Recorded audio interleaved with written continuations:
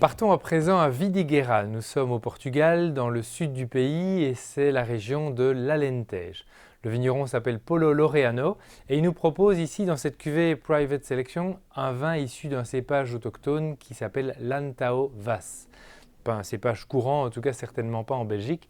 Donc vous pourriez découvrir ici un cépage local qui nous montre une robe très soutenue, alors que le vin est encore jeune, mais on est sur une robe légèrement verdâtre. Ceci dit, le milieu est vraiment très intense, presque une couleur de moelleux, alors que le vin sera bien sec.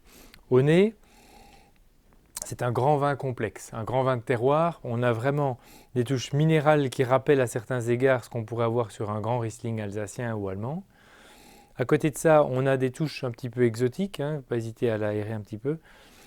Et un élevage en barrique, donc il y a 4 mois d'élevage en fût de chêne français et qui ressort légèrement, qui accompagne vraiment le vin et qui est bien intégré dans l'ensemble.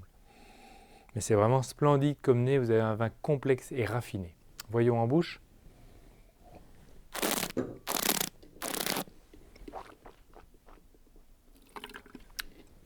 Alors c'est perturbant en bouche parce que ça ne ressemble à rien de ce qu'on connaît.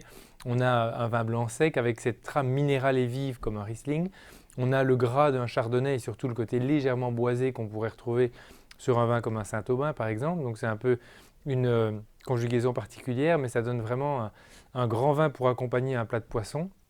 Moi, je le vois sur un pavé de turbo meunière, par exemple, ou simplement déjà un filet de cabillaud pourrait être un très très bel accord avec ce vin, avec une sauce légèrement crémée, quelques jeunes légumes, et on serait vraiment sur un tout bel accord. Donc n'hésitez pas à découvrir ici ce cépage local Antaovas, propre à la région de l'Alentejo. Bonne dégustation.